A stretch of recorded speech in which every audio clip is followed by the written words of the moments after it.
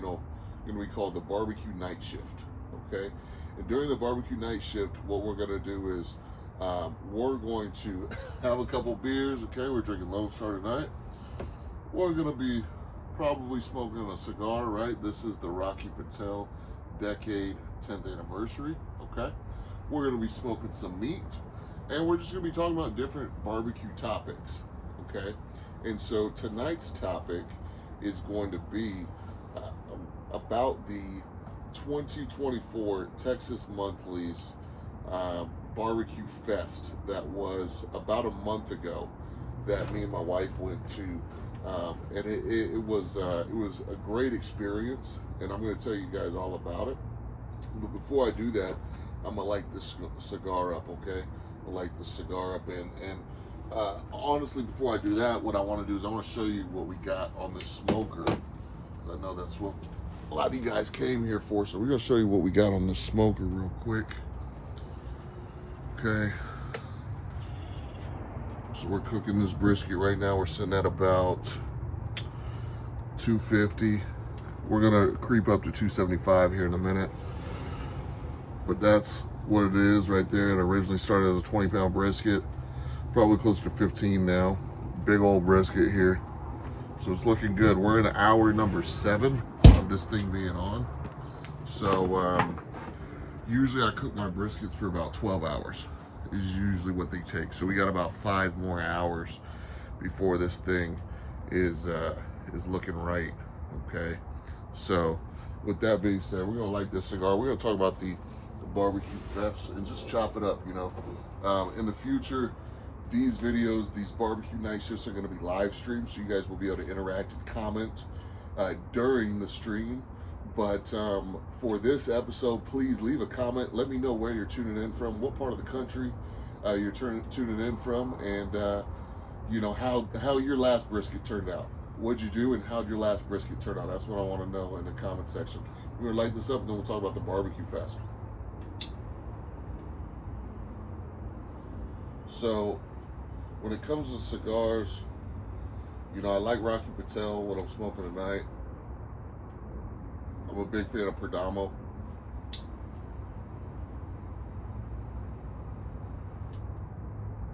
I'm a fan. I smoke a lot of different cigars, but probably most frequently is Perdomos and Rocky Patels. Just very smooth. They're at the right price point. You know, about $10 to $12 a cigar. I really try not to pay, unless it's a special occasion, really try not to pay more than $10 to $12 a cigar. Okay, for me, you can get a good cigar for 10, 12 bucks without having to break the bank, do anything crazy, especially with how often I smoke. I smoke a cigar probably once a week. Probably every weekend I probably light up a cigar, and it's just a really good thing to have while you're waiting on your meat to smoke, while you're waiting on your meats to cook. You know, whether you're doing brisket for 12 hours, pulled pork for 12 hours, ribs for 6 hours, turkeys for 6 hours, you know, you got to pass the time somehow. And so I like a good cigar. And today we're drinking Lone Star beer, you know, something to keep us hydrated, right? But a lot of times, man, I'll just drink coffee. You know, I'll just drink coffee with the cigar. Usually it's nothing crazy. Maybe I'll have a beer one day. Occasionally I'll have some scotch or a whiskey. You know, I do like that on occasion. I'm not a heavy drinker, to be honest with you guys. But, you know, beer and barbecue goes very well together. So, yeah, so let's get into it. So, about a month ago, or a couple months ago, really, I found out about the Texas Monthly annual Barbecue Fest in Lockhart, Texas. And I'd never been, and seeing as I've really got into the barbecue game this year, I really wanted to check it out. I felt like I could go, I could learn some things, I could try some good barbecue, and it would be a really good experience, right? I'm gonna move this light a little bit. It's kind of glaring in my eyes, guys. Hopefully y'all don't mind this kind of video, just kind of open. You know, not truly trying to do any high production value or nothing like that. Just trying to be open with you guys. Let's see if it's clear view still here. Yeah, we're good. We're good. Okay. So I thought it'd be a good experience. Go learn, eat some good barbecue, and have some fun, make some connections, right? And so when I was looking, the tickets were like, I want to say the tickets were probably like 130, 140 each. And you know, you gotta take the wife, right? You can't just go by yourself. So we're out of Houston. We're in Houston, so we're about 3.5 hours from Lockhart. And I was like, you know what? We could buy the tickets about 140 each. I think after fees and stuff, about 160 each. So we're gonna spend about $300 on tickets. Then you got gas, right, and then hotel and things like that. So I was like, okay, those costs are starting to add up. Those are gonna cost, you know, $500, $600, $700 all said and done, because it's 2-day events, right? So hotel for 2 days, food outside of the event for 2 days, things like that, right? And so I was like, you know what? Let's see if there's a cheaper way. So the cheaper alternative was you could volunteer, and if you volunteered to help out at the barbecue fest, then you volunteer one shift, well, however many shifts you wanted, but all you had to do was one shift. And what they did, they gave you a volunteer T-shirt. You volunteered for 6 hours, 4 to 6 hours, and you got free admission to both days of the event. So after your shift so what we did was this. We did it real smart. So what we did was we drove up to Lockhart Saturday morning, okay, early Saturday morning, got there about 8, 9 in the morning, and then we volunteered until about 2 p.m. So 9 to 2 was our shift, okay? And what we did was we moved chairs, we moved tables, we placed trash cans, we helped out the pit masters. We got to meet a lot of the pit masters, see what they were cooking, see what they were doing, and really be a part of the event, which was really, really fun. Really, really fun to be able to see kind of behind the scenes of how all that's set up, right? And what I saw was something that really inspired me, and it should inspire you guys too, out there, you guys who are making barbecue, trying to sell your barbecue. Nobody had any fancy food trucks there. Nobody. I mean, zero. Everybody had a pop-up tent like the one I'm under right now, the same type of tent that I use for my events. Okay? They had some wood, and they had a smoker. Some smokers bigger than others, right? We saw some 250-gallon smokers there. Okay? We saw some 500-gallon smokers there. We saw some 1,000-gallon smokers there. Some of them were on trailer packages, right? Some of them weren't. Okay, we even saw some smokers. I saw a mill scale that was maybe a little bit bigger than this one that somebody was doing on. So it was super inspiring because it let me know that, hey, you know, as far as kind of setup goes, I'm not that far off. You know, bring a pop-up tent, a couple tables, some wood in your smoker, and you're good. Right? So that was really cool to be able to see that. And they were basically doing the same things that I do at my pop-up events, right? And why that was so cool is because this was Texas Monthly's top 50 barbecue restaurants who were there. And to be able to see, like, okay, I can see myself here. You know, at least setup-wise, right? We'll get to the food in a minute. But at least setup-wise, I was like, hey, I can see myself here. I don't need a big fancy restaurant to make it here. And because there was guys there, I'll give a shout out to Koi Barbecue. They're here in Houston. I've never been there, but they were there at the event in Lockhart. And from my understanding, they don't have a restaurant. The guy who owns it isn't even full-time, as far as I know at this point. Him and his co-owner and friends, they do pop-ups just like this. They got a branded tent, and they do pop-ups on the weekends and absolutely kill it. They built a really big brand and name for themselves, and they're still doing pop-ups, right? And so it was really inspiring to see that, and I could see myself being there in the next couple of years. So day one wasn't all the top 50. Okay, day one was invitation only, obviously, and they picked a lot of different barbecue joints, whether they were in the top 50 or not, to do pop-ups there. And basically day one was a la carte. People who went there bought everything a la carte, whatever they wanted, right? See how we looking. What temperature are we at, guys? We gotta make sure we stay on top of this. So we are at about 300 degrees, which is too hot. We want to stay at the most 275. So I'm going to close this smoke stack down a little bit, and I'm going to cut off a little bit of oxygen down here. And we're going to move this about halfway. And we're going to open this up, let some of that hot air out. Okay? And typically what will happen is when you do the combination of those three things within a relatively short period of time, it's not a real country there, short period of time, that temperature is going to come down. Okay? That temperature is going to come down. Okay. So the first day, everything was a la carte. Everybody who showed up, it was free. The first day of the event was free. And they had it in downtown Lockhart. Okay? And not only did they have the barbecue pop-ups, they probably had about 10, 15 of those. But then they had lots of different sponsors there. Yeti was there. Nomad Grills was there. Who else? They had Casamigos was there. Balcones Whiskey was there, which was phenomenal, by the way. Phenomenal. And they were giving out free samples. And Casamigos was giving out free samples. They had a cigar vendor there. They had a lot of different vendors at shops there selling t-shirts, cutting boards, all kinds of stuff. Music pumping.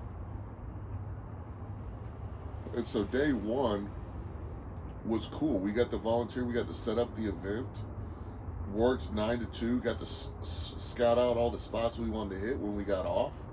And by setting everything up, we knew exactly where everything was at, right? Which was cool. Got to meet some people from Texas Monthly.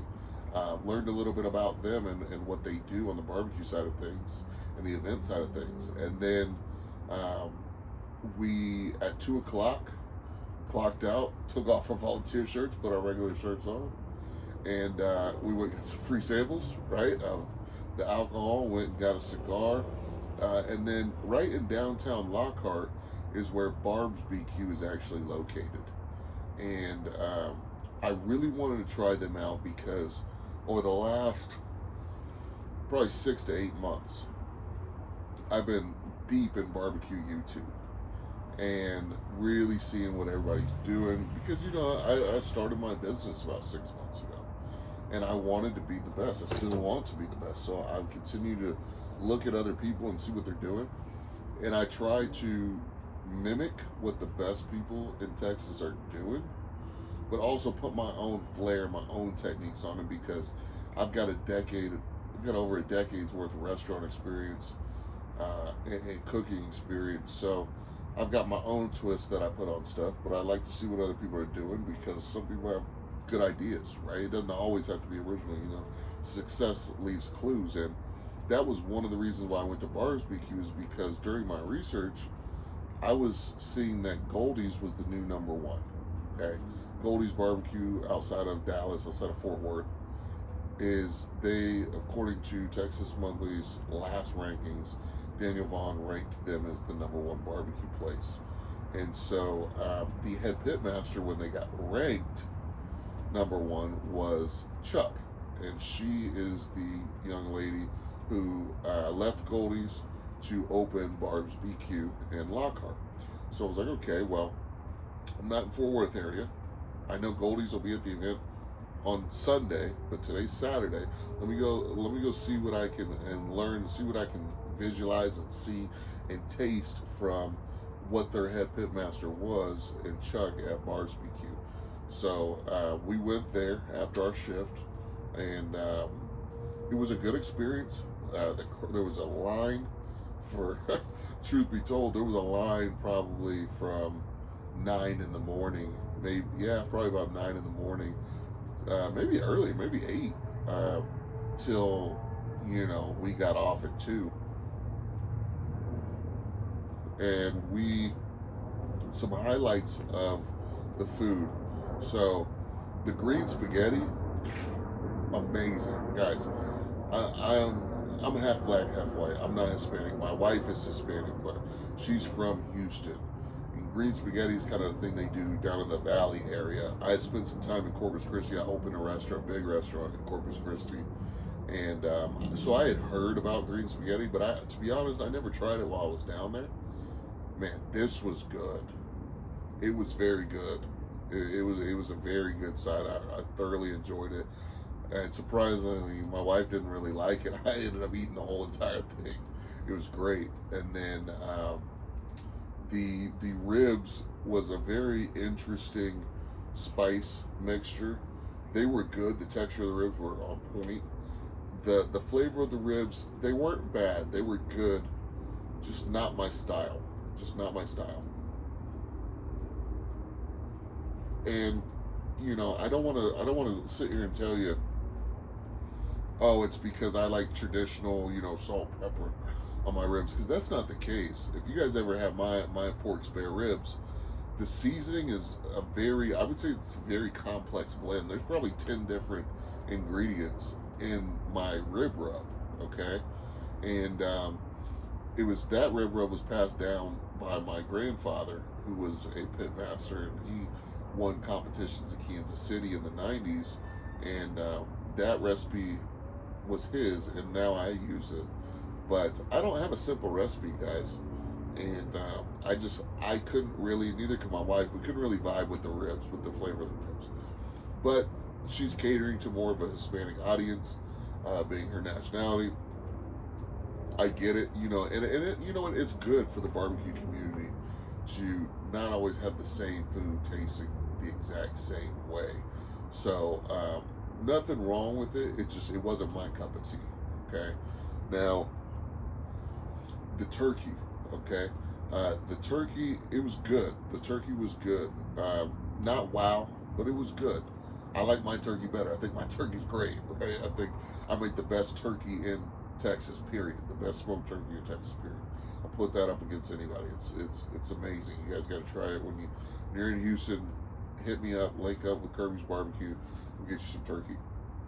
And then the third protein that we tried was the brisket, of course. Okay, the sliced brisket. A brisket, great brisket. The only criticism I would say, and it could have been just that day, right? I'd love to go back and see if that's the case, but only criticism I would give it is it was too salty. And I'm a guy who loves salt. You guys will see on my channel, if you haven't already, I heavily season my briskets. Heavily season them. And I love salt. I love savory flavors. Her brisket was too salty. And that was, I would have just liked to see her master that season. And who knows if it was her or somebody else. It could have been a new person. It could have just been that day. Shoot, it could have been me. I'd been out in the sun all morning, and maybe it was just me, and I thought it was too salty. Who knows? But I felt like the brisket was too salty. But other than that, it wasn't like unbearable, guys. It wasn't. I wouldn't tell you, oh, don't go. No. It was a great experience. Green spaghetti was bomb. The turkey was okay. The turkey was good. The ribs, they were good. Just not my cup of tea on the seasonings. And the brisket, it was a great brisket. Great brisket. We ate all of it. Okay, just a tad bit salty for my taste. But overall, I had a great experience with Barbs BQ. I thought it was great. She was slicing the meat. I was still volunteering and helping out. My wife was the one who actually went in, picked up the order, paid for it, and she said she was nice. Everything was cordial. Everything was good. So thumbs up for Barbs BQ. If you're in Lockhart, go check them out. And later that afternoon, like I said, we got some drink. We smoked some cigars. We hung out with some of the volunteers we met. That was the other really cool thing, guys, was that, me and my wife went up there. And yes, I want to spend some time with her, right? But it's always cool to meet new people and experience different events like that together with new people. And we met some really cool people there who were also volunteers. And we ended up, so cool, we ended up hanging out with them not only during the volunteering, but after the entire day and the day after on Sunday. And we just had a posse, about 4 or 5, and we were going sampling drinks, smoking cigars, eating good food. And they had a taco trail, and some of the top taco places in Texas, ranked by Texas Monthly, and we got some good tacos, and it was overall a great time. So the event ended, I believe, at about 5 o'clock that day. So it was a full day for us. You know, we left the house at about 5 a.m. So good 12-hour day of work, and then we drove back to the hotel, which will tell you we did have to stay about 30 minutes away because the hotels closer were all booked. But 30 minutes isn't bad. We live in Houston. We can't get anywhere in Houston for less than 30, 45 minutes, maybe even an hour sometimes with traffic. So went to the hotel, took a shower, watched some college football, and passed out, man. And then the next day, they had the top 50 picnic at the Lockhart City Park, and that's where they had most of the top 50 barbecue joints. Had a pop-up tent there, and basically the structure that they did is you brought a tray, like a serving tray, okay, that you would get at a barbecue restaurant. You brought that, okay, and then obviously that Sunday, that was the day that you had to either purchase tickets or you got in free for volunteering, right? And so basically when we got in, everyone had a pop-up tent and everybody was doing samples. And so basically what you would do is you would line up in every single line and you get samples, and you get to try all 50 of the top barbecue places samples, right? And so we tried, Goldie's had samples, Terry Black's, who else? We had Micklewit, we had Panther City, just you name it. The who's who of barbecue was there, and they had a bunch of different samples, from sausage to brisket to ribs to all kinds of stuff, guys. And barbacoa, somebody did barbacoa that was really good. I wish I could remember who that was. So that was really fun, guys. We probably did an hour straight of eating samples and drinking beer before we were like, okay, I think we're full. We're gonna walk around a little bit, hang out. And something that was super inspiring, well, number one, super cool event, guys. Texas Monthly, hats off, great event. It was an opportunity for someone who wasn't going to travel all across the state to all these different places to be able to try a little bit from every single one of them all in one day, which is fantastic, right? That was super cool. And there were some really, really good dishes, samples, and then there were some ones that were like, okay. You know, none of them were bad, guys. I mean, these people know what they're doing. None of them were bad, but obviously some were better than others. But what was really inspiring to me was, you know, in Texas, especially Central Texas, brisket is the king. You know, you can have average everything else, but if your brisket's amazing, people will talk about you. And we had some good briskets on Sunday, but also there were some briskets that I tried that I was like, mine's better than. As soon as it touched my taste buds, instantly I said, mine's better than this brisket. And it could have been from the seasoning. A lot of them on that day were under-seasoned, okay? And then some of them, the texture just wasn't right. And I don't know if that was just because of volume and time that they had to prepare that stuff. You know, they're not at the restaurants where they're normally doing their cooking. They're at a pop-up, which for me, that's normal. I'm always at a pop-up. You know, tonight I have the luxury of cooking this here in the backyard. But usually I got this smoker under a tent somewhere else, you know. But when you're the top 50, you can't have excuses, right? So there was and I'm not going to name any names. That's not what this is for, guys. This is just a conversation. This is barbecue, the BBQ Night Shift, guys. We're just shooting the shit, talking. But I did try a couple briskets where me and my wife were like, hey, you can beat these guys. Your brisket's better than these guys. It's more tender, it's more juicy, it's more flavorful, and that was very inspiring, you know. And that's what I want you guys to take away from this, is not me saying, oh, mine's better than somebody on the top 50s. That's not for me to decide. That's for my customers to decide. That's for Daniel Vaughn, Texas Monthly, to decide one day. That's for them to decide. But I can only tell you based on my taste buds, based on my wife's taste buds, and we've tried a lot of barbecue. Okay, and it was just very inspiring to know that at the very least that I had a chance to be able to compete with these guys based on the flavor profiles that I provide for my customers, and that was really cool. It was a big boost of confidence for me, because you guys are cooking in your backyard, or you have a small catering business, or maybe even a restaurant, and you look at these guys in the top 50, and you're like, man, I might not ever get to that. Man, is Daniel Vaughn ever gonna stop at my restaurant? Or, man, what they're doing looks so good. How can I ever compete with that? Guys, don't think like that. Okay, you need to go check out some of these restaurants, try their food.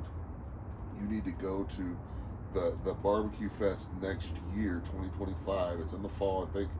I want to say it was the beginning of November. I think it was no. Yeah, maybe the beginning of November or September, somewhere around there. I can't remember exactly what the date was. But you need to go. You need to try this stuff. And I promise you, at the very least, even if you go and you're blown away and you're like, man, why does my brisket not taste like that?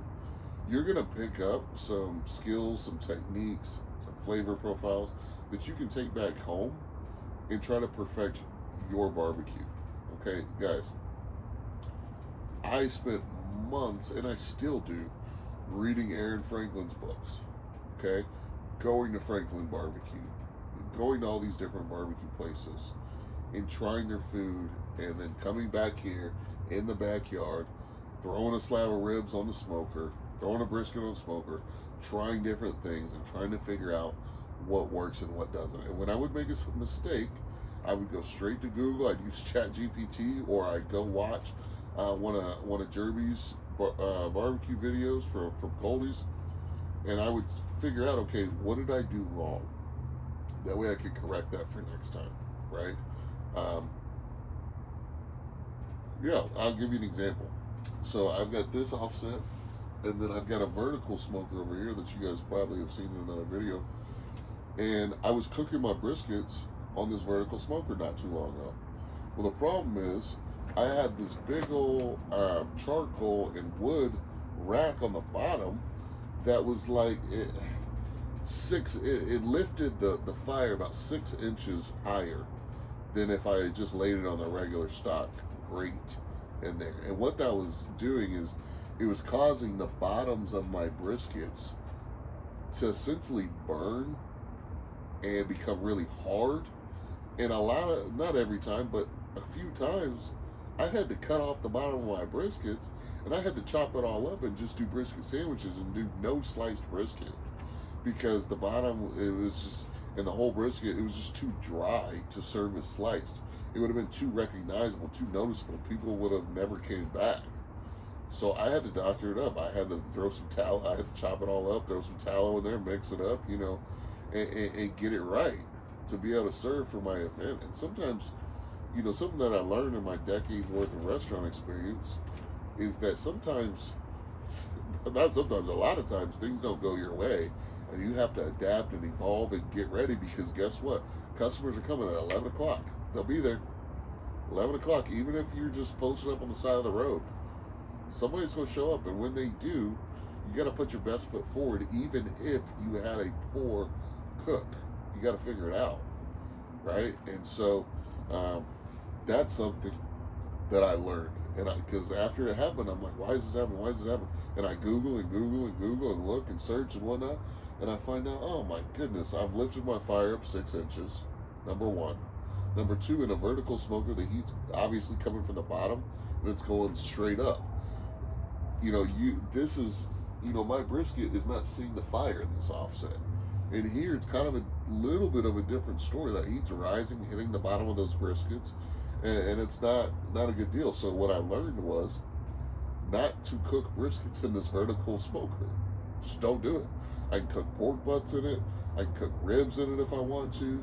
I can cook turkeys in it, things like that. But sausage, right? It's got some some hangers in there for sausage links, which I did the other day. You can check out that video on the channel. But not briskets, guys. You want an offset for a brisket, right? And that's something I just learned through trial and error. So after we ate all the samples and everything, we were nice and full. We got back on the road, drove back to Houston, and got ready. All this smoke in here, plus smoking cigars, got me all stuffed up. But got back on the road, drove back to Houston, got ready for the work week, and I was thrilled and excited to be able to get back to my business and take some of the things that I learned and some of the inspiration I got from the event back into my business. So hopefully you guys enjoyed this night shift, this barbecue night shift. I'd like to start doing these at least once a week, hopefully, and talk to you guys just kind of candidly like this. I can make regular videos all day long, but these are pretty fun, I think, just to have a conversation. And so if you like these type of videos, let me know down below in the comment section. Let me know what you want me to talk about next. I got tons of stories, but I want to hear what you guys want me to talk about next down below in the comment section. Subscribe to the channel if you haven't already. A lot of people don't like to subscribe to newer channels because they're not sure if the person's going to stick it out. Guys, this is my business. This is what I'm doing full time now. So I'm going to be here. If you guys are here, I'm going to be here. So subscribe to the channel, leave a like, leave a comment, and come check us out when you're in Houston. And we always post the dates we're going to be popping up on our website. Now through the rest of the year, we're pretty much just doing caterings and events. But starting 2025 in January, we're going to be every single weekend at our pop-up site. Location is on our website, kirbysbarbq.com. You can follow us on Instagram at Kirby's Barbecue, and we'll see you in the next video. Thanks, guys.